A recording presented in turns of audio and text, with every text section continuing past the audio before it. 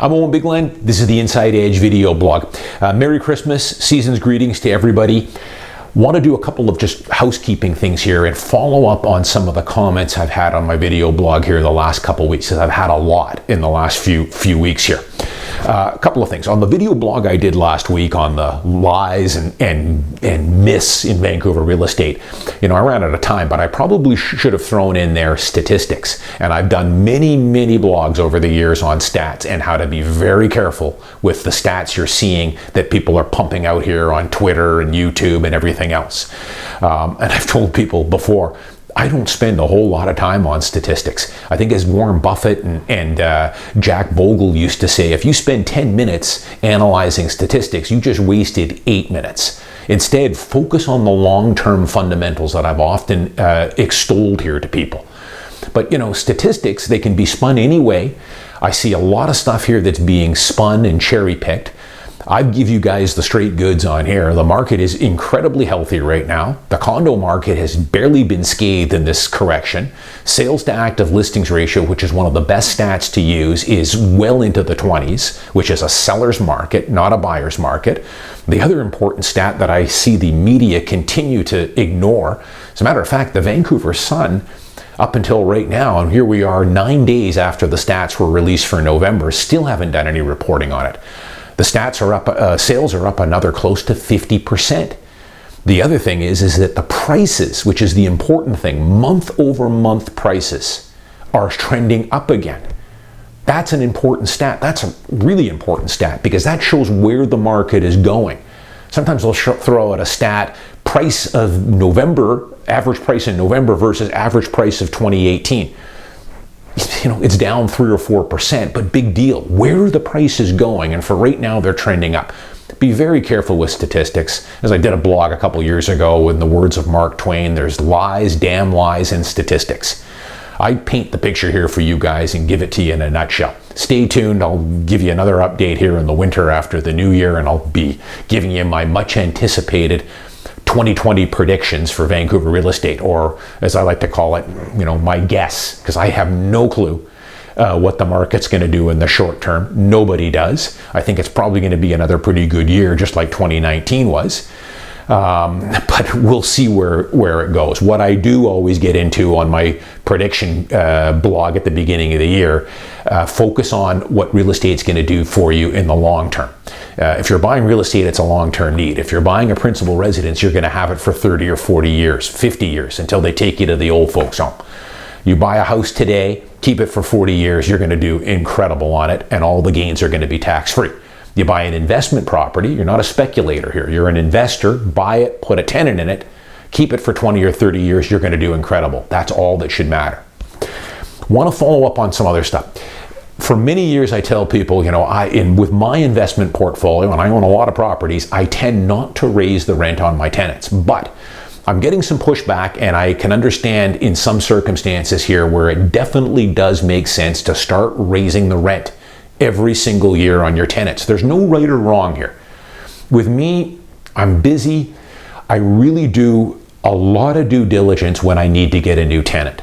Running the ads, screening the potential tenants, running credit checks. In a lot of cases, depending on how many years the tenant's been in there, I've got to paint, I've got to spend a bit of money on the turnover. And time is money for me. It all depends on the individual. If my time is worth $100 an hour and I'm going to spend 20 hours getting a new tenant, that's $2,000. I'm under the belief with what I earn, annually, I'm going to do my due diligence. If it's a good tenant, he's not bothering me, I'm not going to raise the rent. However, I did a bit of a straw poll. I talked to some of my big investor clients that own 10 units and more. And their attitude is changing a little bit as well. Some are telling me now that they are going to start doing annual rent increases. Others are telling me, kind of like me, I'm going to let it go, leave the rent the same, but I'm going to monitor it. And that's where I think I'm going to sit right now as well. Because I've said in the past, I've had tenants that have stayed as long as 5 or 6 years in my tenants. And I've been, as you guys know, a landlord for well over 30 years now. But back 15, 20, 25 years ago, we didn't have the crazy rent spikes that we had, that we're having now. Therefore, when a guy was in there for 5 or 6 years, yeah, I was able to raise the rent, but not like you're able to do it now if they've been in there for 2 or 3 years. The other thing is, now that you can only raise it by 2.6%, is that going to have tenants stay longer? And it might.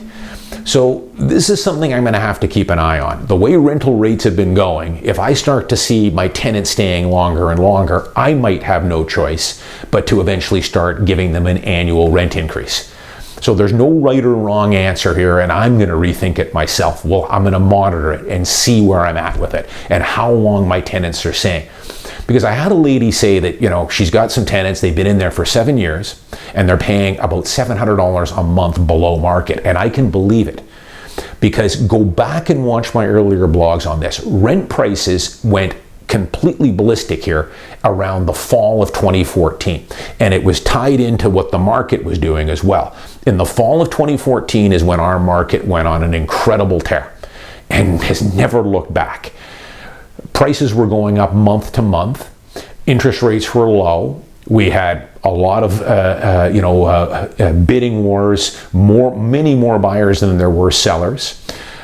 I'll throw in Airbnb and short-term rentals. Go back and watch my blogs around 2014, 2015. Airbnb was just taking off. People were taking unfurnished one-year lease units off the market, furnishing them and putting them on Airbnb. And that was taking hundreds of units off the market. It was a perfect storm.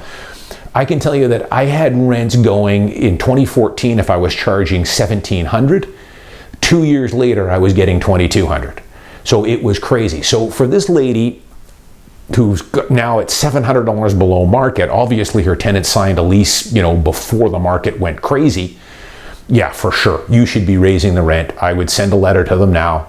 You got to give them notice that you're going to be raising it up by the prescribed rate, 2.7% or whatever it is this year, but the NDP is giving us. And you will be giving them continuous rent increases annually from this point on. Again, I may have to do that too. I'm going to monitor it, but I'm under the belief, again, I do my due diligence. It takes me 20 or 25 hours for a tenant turnover. Always remember too that whenever you do a tenant turnover and get a new tenant, there's always the risk. I've never had it offhand. Actually, I think I've had it once in the last 15 years where you miss a month's rent. You can't get a tenant. The case that I had was at Christmas time. Tough to get a new tenant around Christmas time moving in for January 1st. Keep in mind, if you got a $2,000 unit and you miss a month's rent, that's $2,000 down the drain. That's going to take an awful lot of rent increases to make up that 1 month lost rent. But no right or wrong answer here. I'm maybe going to change my tune because rent increases have going up much more dramatically than they were 10 or 15 or 20 years ago. And we'll see. Tenants might be staying longer as well. The final thing I just want to talk about quickly too, how the city of Vancouver, and I hate to harp on the NDP too, but here they are, they're raising, I've done blogs on this, I think the prescribed rate for this year coming up, 2020, is 2.6%. Yet, if you've been watching the news lately, and I did a blog on this last year, insurance rates, both for the strata and for the individual unit, condo or homeowner, have been going up massively. My insurance rates on my condos and homes have gone up in the last 3 years about 45%. Now you're seeing in the Globe and Mail and in the news here about the rates for the strata's insurance have gone up massively. We're talking 15-20% year-over-year increases. So insurance rates, of course, are going up double digits for all us homeowners and investors. Strata fees, of course, are tied into the insurance. Those are going up 6, 7, 8%. Maintenance fees, everything is going up. Property taxes. Vancouver is going to now start to bump up our property taxes. The one thing that we had last week, I told you, that our property taxes are cheap. I didn't mean to say they're cheap. They're reasonable compared to other jurisdictions, but it's the last thing we had here because they kill us on our income taxes. It was the only thing they gave us. A little bit of a break on the property taxes because you're crushing us on a 50% tax rate on our personal income. But of course, too good to leave alone. They're drunk on the revenues, they're broke. We're pumping $1 million a day into the downtown east side. It's the last thing we can nail these homeowners on is on the property taxes. So let's start bumping that up. So that's going to go up double digits. So everything's going up double digits for the homeowner and the investor, but yet the NDP only allows us to raise the rent 2.8%. It's funny. I may, like some of my other investors now, start giving everyone, all my tenants, that rent increase annually. And we'll see moving forward. I think a lot of landlords are, a lot of investors. So it's another nail in the coffin to their theory here that they're saving British Columbians and renters, by capping the rental increase. Because you're going to get people like me who have never touched the rental rates with their good tenants, but I might be forced now to give them a 2.8% raise or 3% raise every year. So it's kind of funny when you think about it. It's doing the reverse again. It's actually costing landlords now to keep the rents going up. Anyways, back to my point here. Everything's going up double digits, but we can only raise the rent 2.8%. It's another example of how out of touch, completely in a dreamland, Carol James, Horgan, the NDP government, the city of Vancouver, our goofy mayor, socialist mayor we've got in Vancouver, and that's right, that's what I'm calling them, how out of touch they are with the individual landlord. They have no idea how powerful and the service that individual landlords provide in this city.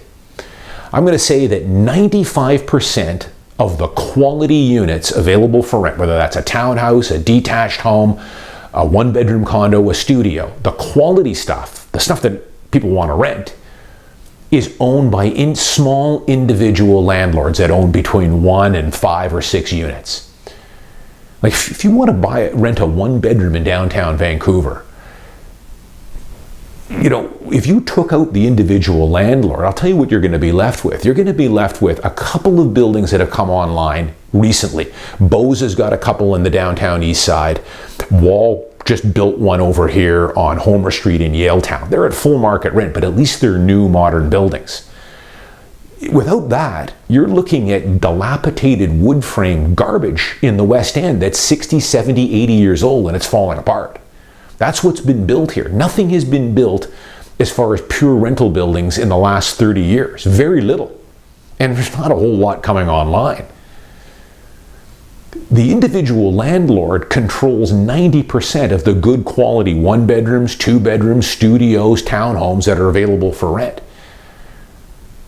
But of course, we get no respect whatsoever from the province or the city. Part of me thinks we should start revolting a little bit against this government. We should be bearing arms. But, no respect for the individual landlord and the service that the individual landlord provides as far as quality rental accommodation. And I'm going to have to do a blog on this later in the new year. There was a good thread in my YouTube comments here about some good feel-good stories about some of my investors and their tenants and how they do provide a good service. They keep the units up. If they need paint or the floor is damaged, they'll come in and replace it and repair it. That's what good individual landlords do. You try doing that on a rental building in the West End that's 70 years old and falling apart. You try talking to your landlord that and tell him that, hey, the plumbing's broken, the sink is leaking and everything else. Good luck. So people underestimate, especially government, they underestimate the power of the individual landlord and the incredible service they're providing. Without the individual landlord, these dilapidated West End units would be renting, a 1-bedroom would be renting for $5,000 a month. They should realize that. So enough on the negative stuff. I want to wish everyone Merry Christmas, season's greetings. I'll see you next week.